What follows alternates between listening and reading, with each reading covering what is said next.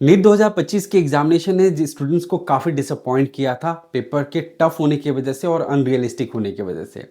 और स्टूडेंट्स काफ़ी वरीड थे क्योंकि उनके स्कोर्स में जो डिक्लाइन हुआ था, उनको लग रहा था कि क्या उनकी रैंक भी खराब आएगी, क्या उनके एक्सपेक्टेशंस जो गवर्नमेंट सीट्स को लेकर के है या फिर लो कॉस्ट प्राइवेट को लेकर के है या फिर टॉप रेटेड मेडिकल कॉलेज को लेकर के है, वो फुलफिल होगा या नहीं हो पाएगा। बट रिजल्ट आने के बाद में सबको ये सरप्राइज किया है। एक्सपेक्टेशन तो था ही कि रैंक बेटर आएगा, बट इतना बेहतर आया है कि स्टूडेंट्स डेफिनेटली खुश हैं कि उनके रैंक पे मच बेटर रैंक उनको मिला है as compared to previous year. तो उन्होंने जो मेहनत किया था उसका रिजल्ट आज बहुत अच्छी तरीके से निकल करके आया है और एक अच्छा आउटकम देखने के लिए मिल रहा है। और ये बताता है कि इस साल जो कट ऑफ रहेगा वो लोअर साइड पे रहेगा स्कोर वाइज। इस साल टोटल जो नंबर ऑफ कैंडिडेट क्वालिफाई किए हैं वो है 12,36,531, जो कि लास्ट ईयर की कंपैरिजन में अप्रॉक्सीमेटली 80,000 कम है।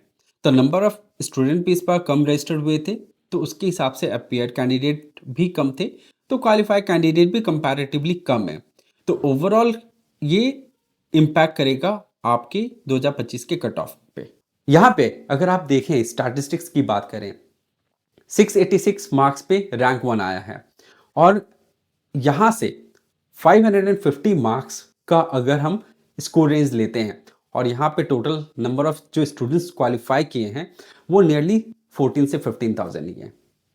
बट लास्ट ईयर अगर देखेंगे तो इसी स्कोर रेंज में 1,35,000 स्टूडेंट्स थे जिन्होंने क्वालिफाई किया था। तो आप देख सकते हैं कि उसका अप्रॉक्सीमेटली 10% है नंबर्स इस साल। तो इतने कम एप्लीकेंट यहां पे क्वालिफाई कर पाए हैं इस स्कोर रेंज में। अब इसके बाद वाले स्कोर रेंज में अगर देखेंगे तो इससे नीचे मार्जिनल नंबर्स हैं जहां पे पिछले साल से स्टूडेंट थोड़े कम दिख रहे हैं। बट स्कोर रेंज अगर आप लेते हैं 450 से 300 का, तो इस स्कोर रेंज में नंबर ऑफ एप्लीकेंट उतने ही हैं जितने 2024 में थे। फिर इसके बाद में लेस देन 300 से अगर आप जाते हैं और जस्ट क्वालिफाइंग जो मार्क्स है 144, इस पे जो नंबर ऑफ एप्लीकेंट हैं वो भी कंपैरेटिवली कम है प्रीवियस ईयर से। तो यहां पे बताता है कि ऊपर के स्कोर रेंज में तो कंपटीशन काफी ज्यादा कम दिख रहा है, तो कट ऑफ बहुत ज्यादा ड्रॉप होगा। तो नीचे के स्कोर पे भी वहां पे एप्लीकेंट कम होने की वजह से बेटर सिनारियो दिख रहा है। बट मिड स्कोर रेंज में जहां पे नंबर ऑफ एप्लीकेंट मोर और लेस सेम दिख रहे हैं 2024 के जैसे, तो वहां पे सिचुएशन थोड़ा टफ होगा क्योंकि नंबर ऑफ एप्लीकेंट ज्यादा है। तो वहां पे इंपॉर्टेंट रोल प्ले करेगा कि आपका टाइमली डिसीजन। मैं आशीष आप सभी का स्वागत करता हूं गेट माय यूनिवर्सिटी के यूट्यूब चैनल पे। मैं अभी आपको बताने वाला हूं रिजल्ट को पूरी तरह से एनालाइज करके, और आपकी जो एक्सपेक्टेशन है कि ऑल इंडिया कोटा की क्या कट ऑफ जाएगी स्कोर वाइज और रैंक वाइज कैटेगरी वाइज, वो भी मैं आपको बताने वाला हूं कि क्या कट ऑफ का ट्रेंड रहेगा। तो वीडियो को आखिर तक देखिए और जानिए इन सब चीजों को डिटेल में, और हमारे साथ में जुड़े रहिए इसी चैनल पे, क्योंकि हम आपके लिए बहुत सारे यूनिक कंटेंट लेकर के आने वाले हैं जो आपको आपकी काउंसलिंग जर्नी में 2025 में काफी मदद करेगी। वीडियो पसंद आए तो फ्रेंड शेयर करिएगा और चैनल को सब्सक्राइब करके जरूर रखिए। कमेंट्स पहुंचाइए, अगर कोई क्वेरी है तो हम आपको गेट बैक करेंगे। स्कोर वर्सेस रैंक में क्या वेरिएशन रहा है उसके हिसाब से भी आपको कट ऑफ का ट्रेंड समझ में आ जाएगा। 2022, 23 और 24 तक एक ही स्कोर पे आप देखिए सारे अलग अलग स्कोर रेंज में रैंक ड्रॉप होता रहा था। बट 2025 में बेटर रैंक यहाँ पे आया है। जैसे 600 के स्कोर पे अगर आप देखें तो 20,000 के आसपास का रैंक था 2022 में, 28,000 अप्रॉक्सीमेट रैंक था 2023 में, 82,000 का रैंक आया था 2024 में। तो 2025 में 1350 के आसपास का रैंक आया है। ये टेंटेटिव है क्योंकि एग्जैक्ट स्कोर पे एग्जैक्ट रैंक यहाँ पे अभी डेटा अवेलेबल नहीं है, तो मैंने नियरेस्ट रैंक यहाँ पे लिया है। 400 के स्कोर पे आप देखिए तो 2,10,000 के आसपास रैंक था, तो यहाँ पे 55,000 के आसपास 2025 में आया है। 300 के स्कोर पे 3,78,000 था, तो 2,10,000 से 2,15,000 के रैंक में फॉल कर रहा है स्कोर। 200 के स्कोर पे देखिए 6,20,000 रैंक था प्रीवियस ईयर में, तो 4,40,000 से 4,50,000 के आसपास का रैंक यहाँ पे फॉल कर रहा है। 200 पे 9,80,000 रैंक था, यहाँ पे आप देखिए सेमी स्कोर पे 2025 में मच बेटर रैंक यहाँ पे मिला है 7,80,000 से 7,90,000। तो आप देखिए कि हर स्कोर रेंज में अच्छा रैंक यहाँ पे निकल के आ रहा है, तो बताता है कि उसके हिसाब से नंबर ऑफ एप्लीकेंट उस बीच में कम थे, जिसकी वजह से ये बेटर रैंक उनको मिला है। कट ऑफ डायरेक्टली डिपेंड करता है सीट मैट्रिक्स पे। और अगर आप देखेंगे 2022, 23, 24 में जो ऑल इंडिया कोटा की सीट मैट्रिक्स थी, उसमें हर साल इंक्रीमेंट हो रहा था, क्योंकि नंबर ऑफ जो कॉलेजेस हैं हर साल बढ़ते चले जाते थे, तो उनका कंट्रीब्यूशन जो ऑल इंडिया कोटा के 15% में होता था, इसके वजह से नंबर ऑफ सीट्स बढ़ती थी और कट ऑफ उसके हिसाब से रैंक वाइज ड्रॉप करता था। 2022 में 6100 का अप्रॉक्सीमेट नंबर ऑफ सीट्स था ऑल इंडिया कोटा में। ये 23 में बढ़कर के 7200 आ गया था। यहाँ पे सबसे ज़्यादा नंबर ऑफ सीट्स बढ़े थे।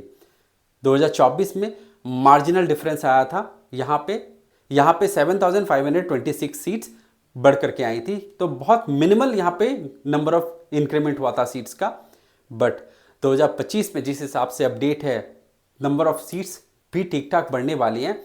यहाँ पे आप 8000 से 8500 के बीच में एक्सपेक्ट करिए कि सीट्स बढ़ेंगी और इसका बेनिफिट स्टूडेंट्स को मिलेगा और ये बताएगा कि आपका कट ऑफ कितना ज़्यादा ड्रॉप होगा लास्ट ईयर के कंपैरिजन में। अब क्या हो सकता है ऑल इंडिया कोटा में कट ऑफ इस साल गवर्नमेंट सीट्स के ऊपर में, ये मैं आपको बताता हूँ।